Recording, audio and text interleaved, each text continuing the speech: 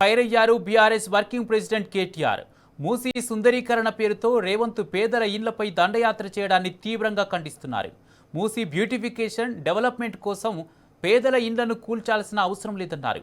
అందుకు బీఆర్ఎస్ హయాంలో కేసీఆర్ నాయకత్వంలో నాగోల్ నుంచి ఉప్పల్ బగాయత్ వరకు మూసీ నదిపై 4 కిలోమీటర్ల పొడవున చేసిన అభివృద్ధి నిదర్శనమని తెలిపారు.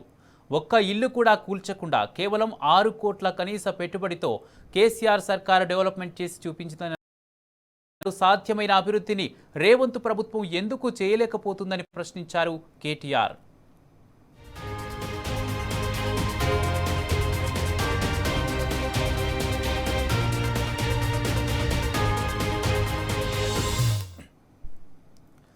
రేవంత్ సర్కారుపై ఫైర్ అయ్యారు బీఆర్ఎస్ వర్కింగ్ ప్రెసిడెంట్ కేటీఆర్.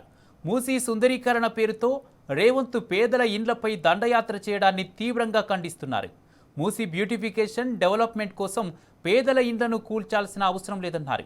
అందుకు బీఆర్ఎస్ హయాంలో కేసీఆర్ నాయకత్వంలో నాగోల్ నుంచి ఉప్పల్ బగాయత్ వరకు మూసీ నదిపై 4 కిలోమీటర్ల పొడవున చేసిన అభివృద్ధి నిదర్శనమని తెలిపారు. ఒక్క ఇల్లు కూడా కూల్చకుండా కేవలం 6 కోట్ల కనీస పెట్టుబడితో కేసీఆర్ సర్కారు డెవలప్మెంట్ చేసి చూపిందని పేర్కొన్నారు.